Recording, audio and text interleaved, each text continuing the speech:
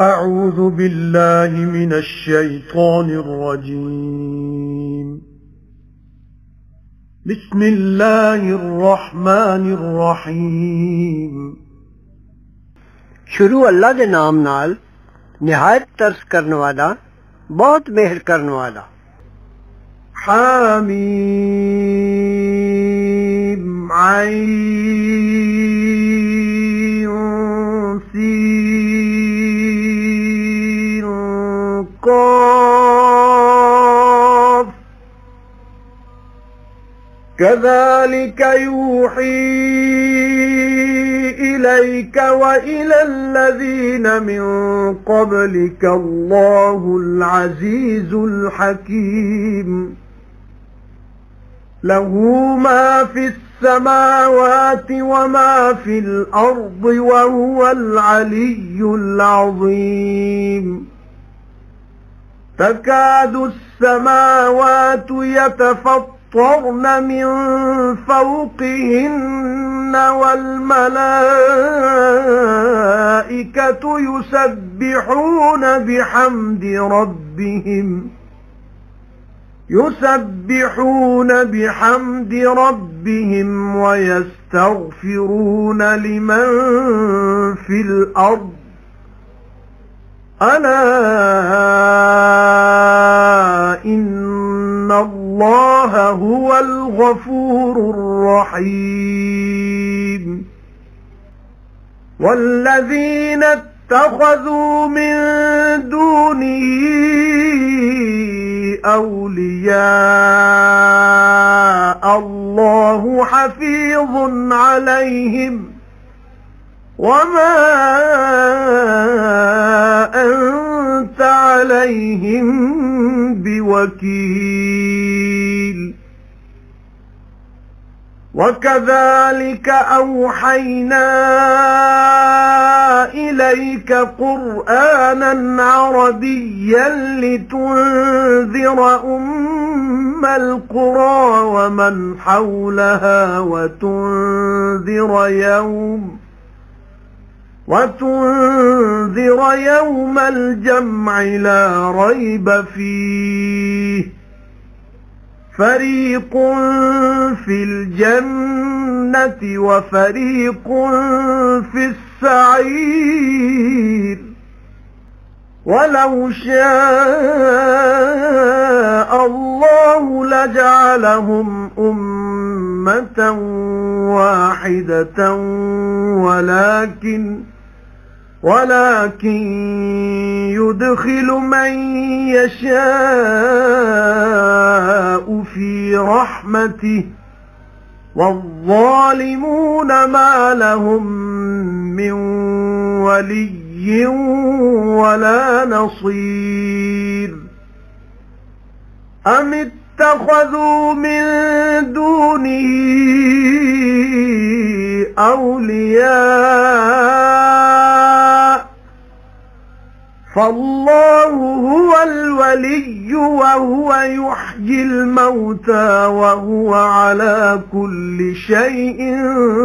قدير حامیم عین سین قاف اسی طرح حکم بھیجدا رہا ہے تیرے ول تے تیتھوں اگلیاں ول اللہ زوراور حکمتاں والا اسے دا ہے جو کچھ آسماناں وچ تے جو زمین وچ تے اوہی ہے اچا تے بڑا نیڑے آ گئے نے آسمان جو پاٹ جان اپنے اتلے ولوں تے فرشتے پاکی بول دے نے نال رلا کے صبح اپنے رب دی تے بخشش منگدے نے او دے لئی جڑا زمین وچ ہے سن رکھو ضرور اللہ ہی ہے بخشنہار مہربان تے جنہ بنائے نے سوا او دے حمایتی اللہ نو او یاد نے تے تو نہیں ہونا دا ذمہ دار اے حبیب اساں اتاریا ہی تیرے ول قرآن عربی بولی دا تاں تو مکے دیاں لوکاں تے اس دے دوارے دیاں نو ڈراویں تے ڈراویں قیامت وچ اکٹھے ہونے دے دنوں کچھ شک نہیں اس دے آمنے وچ ایک ٹولے نو بہشت وچ جانا ہے تے ایک ٹولے نو دوزخ وچ جانا ہے تے جے کدے چاہندا اللہ تاں کر دیندا انہاں نو اکو ٹولا پر واردا ہے جس نو چاہے اپنی مہر وچ تے جو ظالم نے انہاں دا کوئی نہیں حمایتی تے نہ مددگار بھلا انہاں بنائے نے سوا او دے کم بناون والے सो अल्लाह ही काम बनाने वाला ते ओह जवांदा मोया नू ते उसे दा हर कासे उत्ते बस चलदा है। وما اختلفتم فيه من شيء فحكمه إلى الله ذلكم الله ربي عليه توكلت وإليه أنيب فاطر السماوات والأرض جعل لكم من أنفسكم أزواجا ومن الأنعام أزواجا يذرأكم فيه ليس كمثله شيء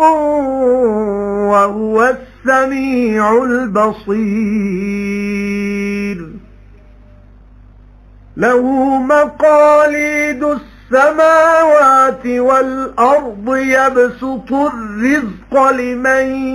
يشاء ويقدر إنه بكل شيء عليم شرع لكم من الدين ما وصى به نوحا والذي أوحينا إليك وما وصينا به إبراهيم وموسى وعيسى أن أقيموا الدين ولا تتفرقوا فيه كبر على المشركين ما تدعوهم إليه الله يجتبي إليه من يشاء ويهدي إليه من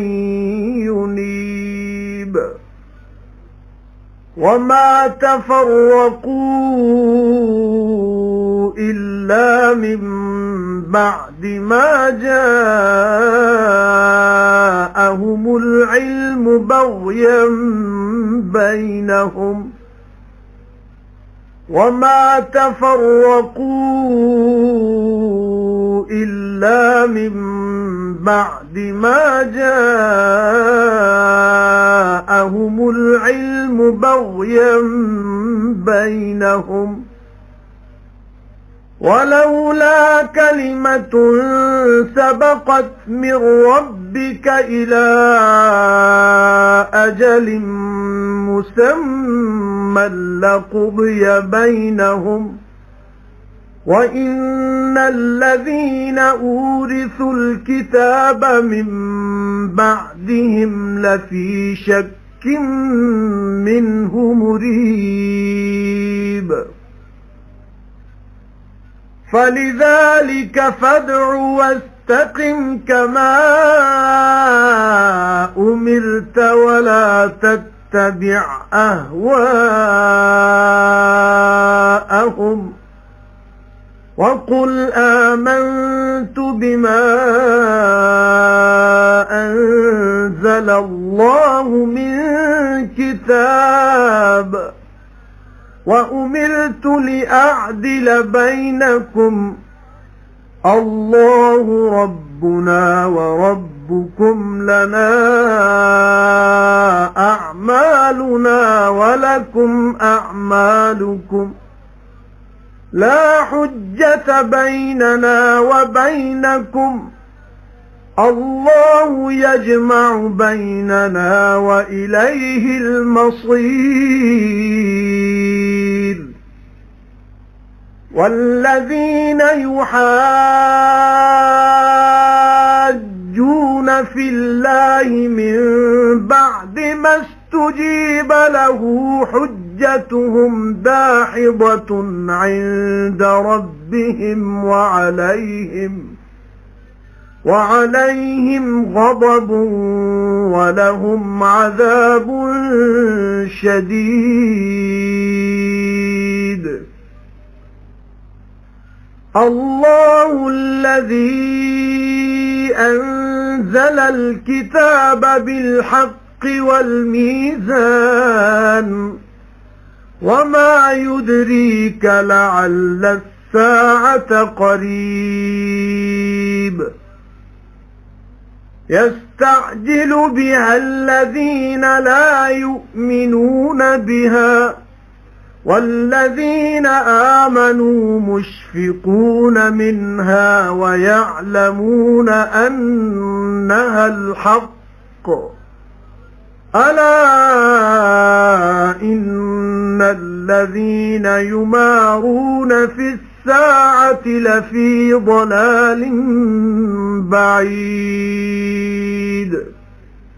الله لطيف بعباده يرزق من يشاء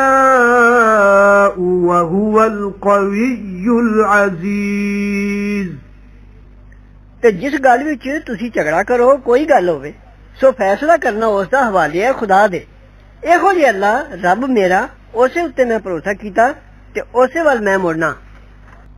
ਬਣਾਉਣ ਵਾਲਾ ਆਸਮਾਨਾਂ ਤੇ ਜ਼ਮੀਨ ਦਾ ਬਣਾ ਦਿੱਤੇ ਸੂ ਤੁਹਾਨੂੰ ਤੁਹਾਡੇ ਹੀ ਵਿੱਚੋਂ ਜੋੜੇ ਤੇ ਚੋਖਰਾਂ ਵਿੱਚੋਂ ਜੋੜੇ ਫੈਲਾਉਂਦਾ ਹੈ ਤੁਹਾਡੀਆਂ ਨਸਲਾਂ ਇਸ ਤਦਬੀਰ ਨਾਲ ਉਹਦੀ ਤਰ੍ਹਾਂ ਜਿਹਾ ਕੋਈ ਨਹੀਂ ਤੇ ਉਹ ਹੀ ਸੁਣਦਾ ਵੇਖਦਾ ਉਸੇ ਕੋਲ ਨੇ ਕੁੰਜੀਆਂ ਆਸਮਾਨਾਂ ਤੇ ਜ਼ਮੀਨ ਦੀਆਂ ਕੁਸ਼ਾਇਸ਼ ਕਰਦਾ ਰਿਜ਼ਕ ਦੀ ਜਿਹਦੇ ਲਈ ਚਾਹੇ ਤੇ ਤੰਗੀ ਕਰਦਾ ਉਹ ਜ਼ਰੂਰ ਹਰ ਕਿਸੇ ਦਾ ਜਾਣੂ ਹੈ ਠਹਿਰਾ ਦਿੱਤਾ ਸੀ ਤੁਹਾਨੂੰ ਉਹ ਦੀਨ ਜਿਸ ਦੀ ਤਾਕੀਦ ਕੀਤੀ ਨੂਹ ਨੂੰ ਤੇ ਹਬੀਬ ਜਿਸ ਦਾ ਹੁਕਮ ਭੇਜਿਆ ਅਸਾਂ ਤੇਰੇ ਵੱਲ ਤੇ ਜਿਸ ਦੀ ਤਾਕੀਦ ਕੀਤੀ ਸੀ ਅਸਾਂ ਇਬਰਾਹੀਮ ਤੇ ਮੂਸਾ ਤੇ ਈਸਾ ਨੂੰ ਭਾਈ ਪੱਕੇ ਰਹੋ ਦੀਨ ਉੱਤੇ ਤੇ ਫੁੱਟ ਨਾ ਪਾਓ ਉਸ ਵਿੱਚ ਭਾਰੂ ਹੋਈ ਹੈ ਸ਼ਰੀਕ ਠਹਿਰਾਣ ਵਾਲਿਆਂ ਉੱਤੇ ਜਿਸ ਗੱਲ ਵੱਲ ਤੂੰ ਸੱਦਣਾ ਉਹਨਾਂ ਨੂੰ ਅੱਲਾ ਖਿੱਚ ਲੈਂਦਾ ਆਪਣੇ ਵੱਲ ਜਿਸ ਨੂੰ ਚਾਹੇ ਤੇ ਰਾਹ ਦੱਸਦਾ ਆਪਣੇ ਵੱਲ ਉਸ ਨੂੰ ਜਿਹੜਾ ਮੋੜਾ ਆਏ ਤੇ ਲੋਕਾਂ ਫੁੱਟ ਨਹੀਂ ਨੇ ਪਾਈ ਪਰ ਦੁੱਖ ਕਰਕੇ ਆਪੇ ਵਿੱਚ ਪਿੱਛੇ ਇਸ ਦੇ ਜੋ ਆ ਚੁੱਕਿਆ ਉਹਨਾਂ ਕੋਲ ਇਲਮ ਤੇ ਜੇ ਕਦੇ ਨਾ ਹੁੰਦੀ ਇੱਕ ਗੱਲ ਪਹਿਲੇ ਨਿਕਲ ਚੁੱਕੀ ਤੇਰੇ ਰੱਬ ਵੱਲੋਂ ਇੱਕ ਠਹਿਰਾਈ ਹੋਈ ਮੁੱਦਤ ਤੀਕ ਤਾਂ ਫੈਸਲਾ ਹੋ ਜਾਂਦਾ ਉਹਨਾਂ ਵਿੱਚ ਤੇ ਜਿਨ੍ਹਾਂ ਦੇ ਹੱਥ ਲੱਗੀ ਇਹ ਕਿਤਾਬ ਪਿੱਛੇ ਉਹਨਾਂ ਦੇ ਉਹਨਾਂ ਨੂੰ ਸ਼ੁਭਾ ਹੈ ਉਸ ਵਿੱਚ ਬੇਕਰਾਰ ਕਰਨ ਵਾਲਾ ਸੋ ਉਸੇ ਵੱਲ ਤੂੰ ਸੱਦ ਤੇ ਆਪ ਮਜ਼ਬੂਤ ਰਹਿ ਜਿਉਂ ਤੈਨੂੰ ਹੁਕਮ ਹੋਇਆ ਤੇ ਨਾ ਤੂੰ ਉਹਨਾਂ ਦੀ ਚਾਹ ਉੱਤੇ ਤੇ ਆਖ ਦੇ ਅਸੀਂ ਮੰਨ ਲਈਏ ਜੋ ਕਿਤਾਬ ਵੀ ਉਤਾਰੀ ਅੱਲਾ ਨੇ ਤਾਂ ਮੈਨੂੰ ਹੁਕਮ ਹੋਇਆ ਜੋ ਮੈਂ ਇਨਸਾਫ ਕਰਾਂ ਤੁਸਾਂ ਵਿੱਚ ਅੱਲਾ ਰੱਬ ਹੈ ਸਾਡਾ ਤੇ ਰੱਬ ਹੈ ਤੁਹਾਡਾ ਸਾਡੇ ਲਈ ਨੇ ਸਾਡੇ ਅਮਲ ਤੇ ਤੁਹਾਡੇ ਲਈ ਨੇ ਤੁਹਾਡੇ ਅਮਲ ਕੁਝ ਝਗੜਾ ਨਹੀਂ ਸਾਡੇ ਤੇ ਤੁਹਾਡੇ ਵਿੱਚ ਅੱਲਾ ਇਕੱਠਾ ਕਰੇਗਾ ਸਾਨੂੰ ਤੁਹਾਨੂੰ ਤੇ ਉਸੇ ਵਾਲੇ ਮੁੜਨਾ ਤੇ ਜਿਹੜੇ ਝਗੜਾ ਪਾਉਂਦੇ ਨੇ ਅੱਲਾ ਦੀ ਗੱਲ ਵਿੱਚ ਪਿੱਛੇ ਇਸ ਦੇ ਜੋ ਖਲਕਤ ਮੰਨ ਚੁੱਕੀ ਹੈ ਉਸ ਨੂੰ ਝਗੜਾ ਉਹਨਾਂ ਦਾ ਬਾਤਲ ਹੋਇਆ ਹੈ ਉਹਨਾਂ ਦੇ ਰੱਬ ਕੋਲ ਤੇ ਉਹਨਾਂ ਉੱਤੇ ਗੁੱਸਾ ਹੈ ਉਹਦਾ ਤੇ ਉਹਨਾਂ ਨੂੰ ਸਖਤ ਮਾਰ ਹੈ ਅੱਲਾ ਉਹ ਹੈ ਜਿਸ ਉਤਾਰੀ ਕਿਤਾਬ ਤੇ ਤਰਕੜੀ ਸਚਾਈ ਨਾਲ ਤੇ ਕਿਨ ਦੱਸਿਆ ਤੈਨੂੰ ਸ਼ਾਇਦ ਕਿਆਮਤ ਨੇੜੇ ਹੀ ਹੋਵੇ ਸ਼ਿਤਾਬੀ ਕਰਦੇ ਨੇ ਉਸ ਤੇ ਜਿਹੜੇ ਨਹੀਂ ਮੰਨਦੇ ਉਸ ਨੂੰ ਤੇ ਜਿਨ੍ਹਾਂ ਮੰਨਿਆ ਹੈ ਕੰਬਦੇ ਨੇ ਉਸ ਤੋਂ ਤੇ ਜਾਣਦੇ ਨੇ ਭਾਈ ਉਹ ਠੀਕ ਹੈ ਸੁਣਨਾ ਹੈ ਜਿਹੜੇ ਸ਼ੱਕ ਕਰਦੇ ਨੇ ਕਿਆਮਤ ਵਿੱਚ ਜ਼ਰੂਰ ਭੁੱਲ ਵਿੱਚ ਨੇ ਰਾਹੋਂ ਦੂਰ ਅੱਲਾ ਨਰਮੀ ਕਰਨ ਵਾਲਾ ਹੈ ਆਪਣੇ ਬੰਦਿਆਂ ਨਾਲ ਰਿਜ਼ਕ ਦਿੰਦਾ ਜਿਸ ਨੂੰ ਚਾਹੇ ਤੇ ਉਹ ਹੈ ਤਾਕਤਵਰ ਜ਼ੋਰਾਵਰ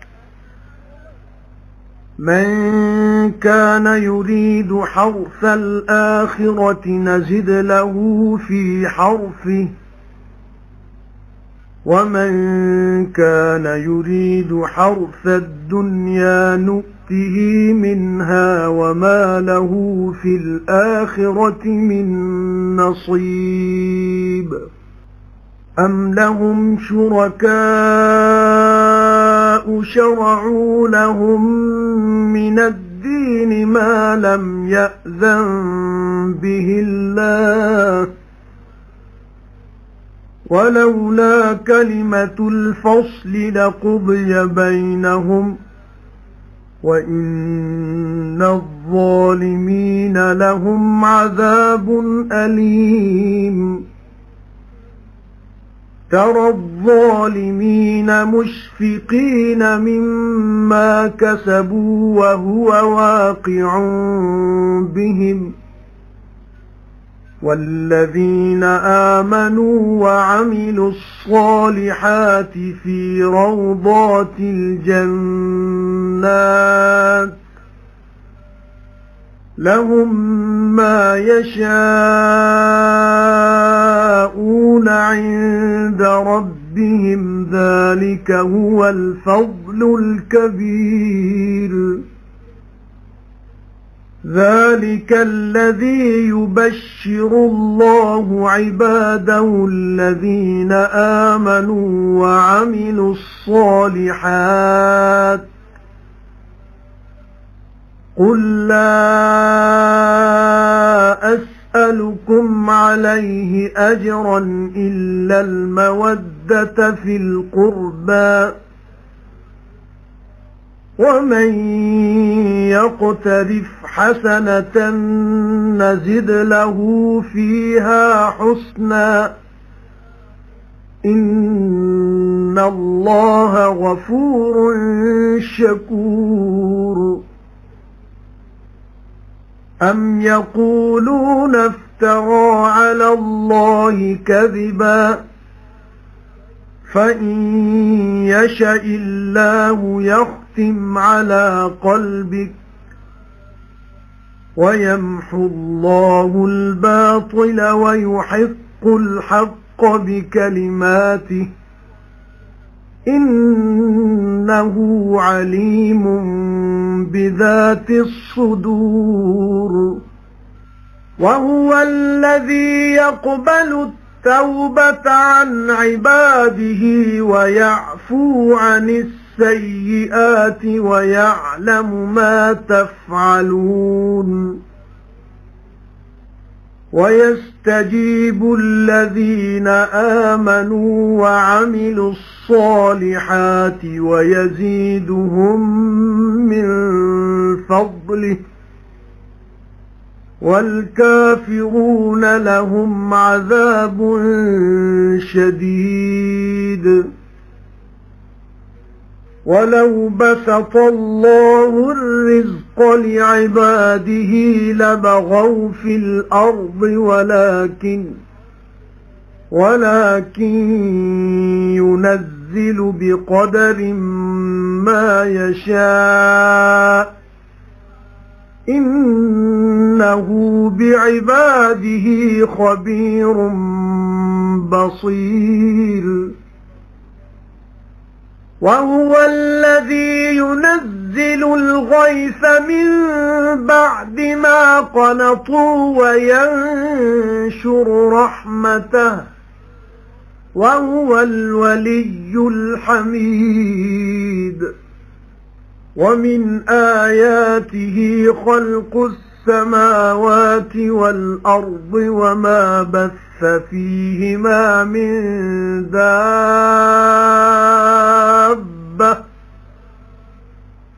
وهو على جمعهم إذا يشاء قدير جڑا چاہندا ہوے کھیتی آخرت دی اسی وعدہ پا دینے او دے لیے او دی کھیتی وچ تے جڑا چاہندا ہوے کھیتی دنیا دی دے دینے اسی اونوں کچھ اس وچوں تے نہیں او دا آخرت وچ کچھ حصہ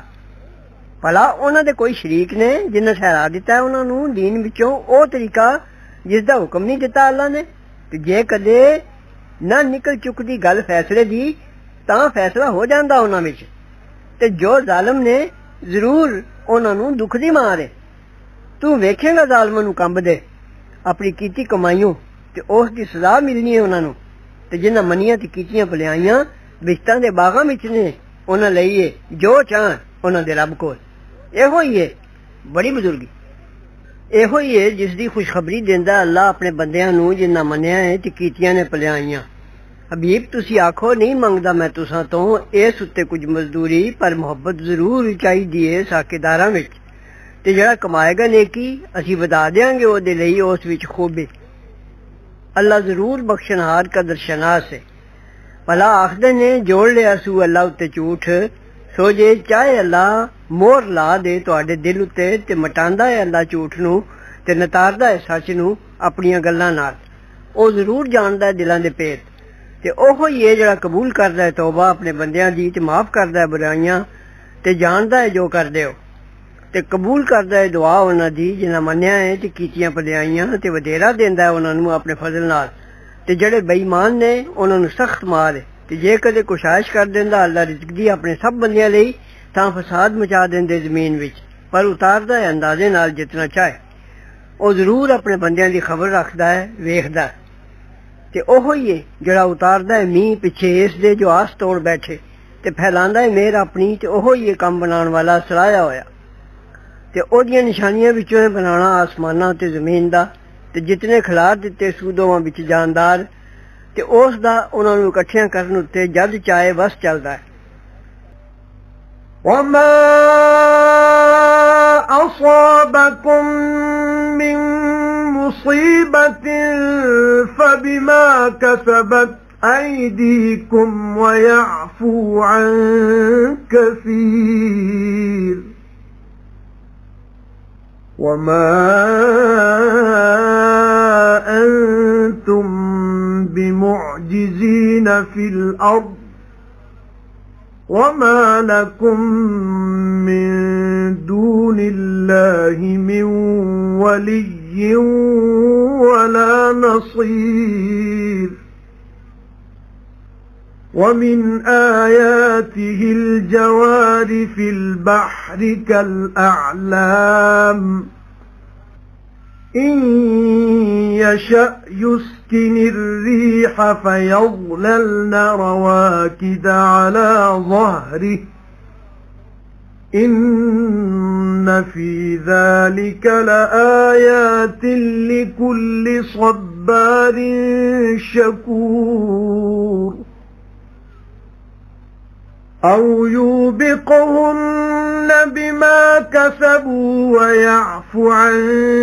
كثير ويعلم الذين يجادلون في آياتنا ما لهم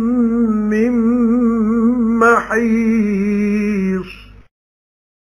فما أوتيتم من شيء فمتاع الحياة الدنيا وما عند الله خير وأبقى للذين آمنوا وعلى ربهم يتوكلون والذين يجتنبون كبائر الإثم والفواحش وإذا ما غضبوا هم يغفرون والذين استجابوا لربهم وأقاموا الصلاة وأمرهم شورى بينهم ومما رزقناهم ينفقون والذين إذا أصابهم البغي هم ينتصرون وجزاء سيئة سيئة مثلها فمن عفا وأصلح فأجره على الله إنه لا يحب الظالمين ولمن انتصر بعد ظلمه فأولئك ما عليهم من سبيل إنما السبيل على الذين يظلمون الناس ويبغون في الأرض بغير الحق أولئك أولئك لهم عذاب أليم ولمن صبر وغفر إن ذلك لمن عزم الأمور ਤੇ ਜੋ ਪਹੁੰਚੇ ਤੁਹਾਨੂੰ ਕੋਈ ਮੁਸੀਬਤ ਸੋ ਬਦਲਾ ਹੈ ਤੁਹਾਡੇ ਹੱਥਾਂ ਦੀ ਕਮਾਈ ਦਾ ਤੇ ਮਾਫ ਕਰਦਾ ਬਤੇਰਾ ਕੁਝ ਤੇ ਨਹੀਂ ਤੁਸੀਂ ਥਕਾਨ ਜੋਗੇ ਨਫਸ ਕੀ ਜ਼ਮੀਨ ਵਿੱਚ ਅੱਲਾ ਨੂੰ ਤੇ ਨਹੀਂ ਤੁਹਾਡਾ ਸਵਾ ਅੱਲਾ ਦੇ ਕੋਈ ਕੰਮ ਬਣਾਉਣ ਵਾਲਾ ਤੇ ਨਾ ਮਦਦਗਾਰ ਤੇ ਉਹਦੀਆਂ ਨਿਸ਼ਾਨੀਆਂ ਵਿੱਚੋਂ ਨੇ ਤੁਰਦੇ ਨੇ ਜਹਾਜ਼ ਸਮੁੰਦਰ ਵਿੱਚ ਪਹਾੜਾਂ ਜਿਹੜੇ ਜੇ ਚਾਹੇ ਬੰਦ ਕਰ ਦੇ ਹਵਾ ਨੂੰ ਫਿਰ ਸਾਰਾ ਦਿਨ ਖਲੋਤੇ ਰਹਿਣ ਉਸ ਦੀ ਪਿੱਠ ਉੱਤੇ ਜ਼ਰੂਰ ਇਸ ਵਿੱਚ ਨਿਸ਼ਾਨੀਆਂ ਨੇ ਹਰ ਇੱਕ ਸਹਿਣੇ ਵਾਲੇ ਸ਼ੁਕਰਗੁਜ਼ਾਰ ਦੇ ਜਾਂ ਡੋਬ ਦੇ ਉਹਨਾਂ ਨੂੰ ਉਹਨਾਂ ਦੀ ਕਮਾਈ ਦੇ ਬਦਲੇ ਤੇ ਮਾਫ ਵੀ ਕਰੇ ਬਤੇਰਿਆਂ ਨੂੰ ਤਾਂ ਜਾਣ ਲੈਣ ਜਿਹੜੇ ਝਗੜੇ ਨੇ ਸਾਡੀਆਂ ਨਿਸ਼ਾਨੀਆਂ ਵਿੱਚ ਪਈ ਨਹੀਂ ਉਹਨਾਂ ਲਈ ਕੋਈ ਨਸਣ ਦਾ ਥਾਂ ਸੋ ਜੋ ਕੁਝ ਵੀ ਮਿਲਿਆ ਜੇ ਸੋ ਵਰਤਨ ਦੀ ਚੀਜ਼ ਹੈ ਦੁਨੀਆ ਦੇ ਜੀਵਨ ਦੀ ਤੇ ਜੋ ਕੁਝ ਅੱਲਾ ਕੋਲ ਹੈ ਚੰਗਾ ਹੈ ਤੇ ਦੇਰ ਤੱਕ ਰਹਿਣ ਵਾਲਾ ਉਹਨਾਂ ਲਈ ਜਿਨ੍ਹਾਂ ਮੰਨਿਆ ਤੇ ਆਪਣੇ ਰੱਬ ਉੱਤੇ ਹੀ ਭਰੋਸਾ ਕਰਦੇ ਨੇ ਤੇ ਜਿਹੜੇ ਬਚਦੇ ਨੇ ਬੜੇ ਬੜੇ ਗੁਨਾਹਾਂ ਤੇ ਬੇਹਯਾਈ ਦੇ ਕੰਮਾਂ ਤੋਂ ਤੇ ਜਦ ਗੁੱਸਾ ਚੜ ਜਾਣੇ ਮਾਫ ਕਰਦੇ ਨੇ ਤੇ ਜਿਨ੍ਹਾਂ ਕਬੂਲ ਕੀਤਾ ਹੁਕਮ ਆਪਣੇ ਰੱਬ ਦਾ ਤੇ ਦਰੁਸਤ ਪੜੀ ਨਮਾਜ਼ ਤੇ ਕੰਮ ਉਹਨਾਂ ਦਾ ਸਲਾਹ ਨਾਲ ਆਪੇ ਵਿੱਚ ਤੇ ਸਾਡੇ ਦਿੱਤੇ ਵਿੱਚੋਂ ਕੁਝ ਖਰੀਦਦੇ ਨੇ ਤੇ ਉਹ ਜਿਹੜੇ ਜਦ ਪਹੁੰਚੇ ਉਹਨਾਂ ਨੂੰ ਜ਼ੁਲਮ ਉਹ ਬਦਲਾ ਲੈਂਦੇ ਨੇ ਤੇ ਬਦੀ ਦੀ ਸਜ਼ਾ ਬਦੀ ਹੈ ਉਹ ਜਿਹੀ ਫਿਰ ਜਿਨ ਮਾਫ ਕੀਤਾ ਤੇ ਸਵਾਰਿਆ ਸੋ ਉਹਦੀ ਮਜ਼ਦੂਰੀ ਹੈ ਅੱਲਾ ਕੋਲ ਜ਼ਰੂਰ ਉਹਨੂੰ ਨਹੀਂ ਪਾਉਂਦੇ ਜ਼ੁਲਮ ਕਰਨ ਵਾਲੇ ਤੇ ਜਿਨ ਬਦਲਾ ਲਿਆ ਪਿੱਛੇ ਆਪਣੇ ਉੱਤੇ ਜ਼ੁਲਮ ਉਠਾਣੇ ਦੇ ਸੋ ਉਹ ਨੇ ਜਿਨ੍ਹਾਂ ਦੇ ਸਿਰ ਉਲਾਮੇ ਦਾ ਕੋਈ ਰਾਹ ਨਹੀਂ ਉਲਾਮੇ ਦਾ ਰਾਹ ਹੈ ਨਿਰਾ ਉਹਨਾਂ ਦੇ ਸਿਰ ਜਿਹੜੇ ਜ਼ੁਲਮ ਕਰਦੇ ਨੇ ਲੋਕਾਂ ਉੱਤੇ ਤੇ ਫਸਾਦ ਮਚਾਉਂਦੇ ਨੇ ਜ਼ਮੀਨ ਵਿੱਚ ਨਾ ਹੱਕ ਉਹ ਨੇ ਜਿਨ੍ਹਾਂ ਨੂੰ ਦੁੱਖ ਦੀ ਮਾਰ ਹੈ ਤੇ ਜਿਨ ਸਬਰ ਕੀਤਾ ਤੇ ਮੁਆਫ ਕੀਤਾ ਬੇਸ਼ੱਕ ਇਹ ਹੀ ਜ਼ਰੂਰੀ ਉੱਚੇ ਕੰਮਾਂ ਵਿੱਚੋਂ ومن يضلل الله فما له من ولي من بعده وترى الظالمين لما رأوا العذاب يقولون هل إلى مرد من سبيل وتراهم يعرضون عليها خاشعين من الذل ينظرون من طرف خفي وقال الذين آمنوا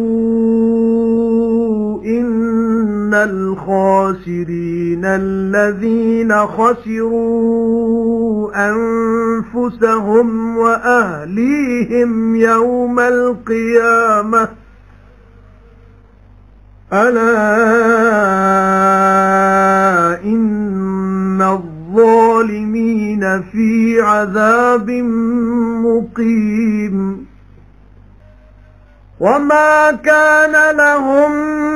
من أولياء ينصرونهم من دون الله ومن يضلل الله فما له من سبيل استجيبوا لربكم من قبل أن يأتي يوم لا مرد له من الله ما لكم من ملجأ يومئذ وما لكم من نكير فإن أعرضوا فما أرسلناك عليهم حفيظا إن عليك إلا البلاغ وإنا إذا أذقنا الإنسان منا رحمة فرح بها وإن تصبهم سيئة بما قدمت أيديهم فإن الإنسان كفور لله ملك السماوات والأرض يخلق ما يشاء يهب لمن يشاء إناثا ويهب لمن يشاء الذكور أو يزوجهم ذكرانا وإناثا ويجعل من يشاء عقيما إنه عليم قدير وما كان لبشر أن يكلمه الله إلا وحيا أو من وراء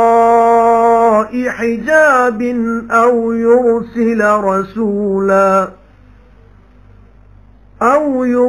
رسولا فيوحي بإذنه ما يشاء إنه علي حكيم وكذلك أوحينا إليك روحا من أمرنا ما كنت تدري ما الكتاب ولا الإيمان ولكن جعلناه نورا نهدي به من نشاء من عبادنا وإنك لتهدي إلى صراط مستقيم صراط الله الذي له ما في السماوات وما في الأرض ألا إلى الله تصير الأمور ਤੇ ਜਿਹਨੂੰ ਰਾਹ ਭੁਲਾਏ ਅੱਲਾ ਸੋ ਨਹੀਂ ਉਹਦਾ ਕੋਈ ਕੰਮ ਬਣਾਉਣ ਵਾਲਾ ਪਿੱਛੇ ਉਸ ਦੇ ਤੇ ਤੂੰ ਵੇਖੇਗਾ ਜ਼ਾਲਮਾਂ ਨੂੰ ਜਦ ਵੇਖਣਗੇ ਅਜ਼ਾਬ ਆਖਣਗੇ ਭਲਾ ਹੈ ਮੁੜ ਕੇ ਜਾਣੇ ਦੀ ਵੀ ਕੋਈ ਰਾਹ ਤੇ ਤੂੰ ਵੇਖੇਗਾ ਉਹਨਾਂ ਨੂੰ ਸਾਹਮਣੇ ਕੀਤੇ ਜਾਣਗੇ ਅੱਗ ਦੇ ਆਜਜ਼ੀ ਕਰਦੇ ਖਵਾਰੀ ਥੀ ਵੇਖਦੇ ਨੇ ਅੱਧ ਖੁੱਲੀ ਅੱਖ ਦੇ ਪਾਸਿਓਂ ਤੇ ਆਖਣਗੇ ਈਮਾਨ ਵਾਲੇ ਭਈ ਘਾਟੇ ਵਾਲੇ ਜ਼ਰੂਰ ਉਹ ਨੇ ਜਿਨ੍ਹਾਂ ਘਾਟੇ ਵਿੱਚ ਪਾ ਦਿੱਤੀਆਂ ਜਾਣਾ ਆਪਣੀਆਂ ਤੇ ਕਰਦੇ ਆਪਣੇ ਦਿਨ ਕਿਆਮਤ ਦੇ ਸੁਣ ਰੱਖੋ ਜ਼ਾਲਮ ਜ਼ਰੂਰ ਹਮੇਸ਼ਾ ਦੇ ਅਜ਼ਾਬ ਵਿੱਚ ਨੇ ਤੇ ਨਾ ਹੋਣਗੇ ਉਹਨਾਂ ਦੇ ਕੋਈ ਹਮਾਇਤੀ ਜੋ ਮਦਦ ਕਰਨ ਉਹਨਾਂ ਦੀ ਸਵਾ ਅੱਲਾ ਦੇ ਤੇ ਜਿਸ ਨੂੰ ਰਾਹ ਭੁਲਾ ਦੇ ਅੱਲਾ ਸੋ ਨਹੀਂ ਉਹਦੇ ਲਈ ਕੋਈ ਰਾਹ ਮੰਨ ਲਓ ਹੁਕਮ ਆਪਣੇ ਰੱਬ ਦਾ ਪਹਿਲੇ ਇਸ ਦੇ ਜਵਾਬ ਹੈ ਇੱਕ ਦਿਨ ਜਿਸ ਲਈ ਟਲਣਾ ਨਹੀਂ ਅੱਲਾ ਵੱਲੋਂ ਨਹੀਂ ਤੁਸਾਂ ਲਈ ਕੋਈ ਥਾਂ ਪਨਾਹ ਦਾ ਉਸ ਦਿਨ ਤੇ ਨਾ ਚੱਲਣਾ ਤੁਸਾਂ ਦਾ ਕੁਝ ਇਨਕਾਰ ਫੇਰ ਜੇ ਮੂੰਹ ਮੋੜਨ ਐ ਹਬੀਬ ਤਾਂ ਨਹੀਂ ਭੇਜਿਆ ਅਸਾਂ ਤੁਹਾਨੂੰ ਉਹਨਾਂ ਉੱਤੇ ਰਾਖਾ ਤੇਰੇ ਜ਼ਿੰਮੇ ਨਹੀਂ ਪਰ ਨਿਰਾ ਪੈਗਾਮ ਪਹੁੰਚਾ ਦੇਣਾ ਤੇ ਅਸੀਂ ਜਦ ਚਖਾਈਏ ਆਦਮੀ ਨੂੰ ਆਪਣੇ ਵੱਲੋਂ ਮਿਹਰ ਮਸਤ ਹੋ ਜਾਂਦਾ ਉਸ ਨਾਲ ਤੇ ਜੇ ਪਹੁੰਚੇ ਉਹਨਾਂ ਨੂੰ ਮੁਸੀਬਤ ਬਦਲੇ ਉਸ ਦੇ ਜੋ ਅੱਗੇ ਤੋਰਿਆ ਉਹਨਾਂ ਦੇ ਹੱਥਾਂ ਨੇ ਤਾਂ ਆਦਮੀ ਜ਼ਰੂਰ ਬੜਾ ਨਾਸ਼ੁਕਰਾ ਹੈ ਅੱਲਾ ਹੀ ਦਾ ਰਾਜ ਹੈ ਆਸਮਾਨਾਂ ਤੇ ਜ਼ਮੀਨ ਦਾ ਪੈਦਾ ਕਰਦਾ ਜੋ ਚਾਹੇ ਬਖਸ਼ਦਾ ਜਿਸ ਨੂੰ ਚਾਹੇ ਧੀਆਂ ਤੇ ਬਖਸ਼ ਦਿੰਦਾ ਜਿਸ ਨੂੰ ਚਾਹੇ ਪੁੱਤਰ ਜਾਂ ਜੋੜ ਕੇ ਦਿੰਦਾ ਉਹਨਾਂ ਨੂੰ ਪੁੱਤਰ ਤੇ ਧੀਆਂ ਤੇ ਕਰ ਦਿੰਦਾ ਜਿਹਨੂੰ ਚਾਹੇ ਸੰਡ ਉਹ ਜ਼ਰੂਰ ਜਾਣਨ ਵਾਲਾ ਹੈ ਕਰਨ ਜੋਗਾ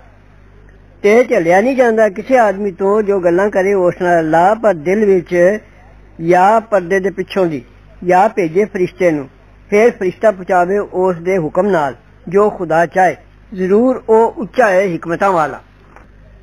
ਤੇ ਇਸੇ ਤਰ੍ਹਾਂ ਭੇਜੇ ਹੀ ਅਸਾਂ ਤੇਰੇ ਵਾਲੀ ਇੱਕ ਫਰਿਸ਼ਤਾ ਆਪਣੇ ਹੁਕਮ ਨਾਲ ਤੂੰ ਨਹੀਂ ਸਾਂ ਜਾਣਦਾ ਕੀ ਇਹ ਕਿਤਾਬ ਤੇ ਨਾ ਈਮਾਨ ਪਰ ਅਸਾਂ ਇਹ ਚਾਨਣ ਬਣਾਇਆ ਹੈ ਰਾਹ ਪਾਣਿਆ ਇਸ ਨਾਲ ਜਿਸ ਨੂੰ ਚਾਹੁੰਦੇ ਹਾਂ ਆਪਣੇ ਬੰਦਿਆਂ ਵਿੱਚੋਂ ਤੇ ਤੂੰ ਜ਼ਰੂਰ ਪਾਣਾ ਹੈ ਸਿੱਧੇ ਰਾਹ ਅੱਲਾ ਦੇ ਰਾਹ ਜਿਸ ਦਾ ਮਾਲ ਹੈ ਜੋ ਕੁਝ ਆਸਮਾਨਾਂ ਵਿੱਚ ਤੇ ਜੋ ਜ਼ਮੀਨ ਵਿੱਚ ਸੁਣਨਾ ਹੈ ਅੱਲਾ ਹੀ ਵੱਲ ਮੁੜਦੇ ਨੇ ਸਭ ਕੰਮ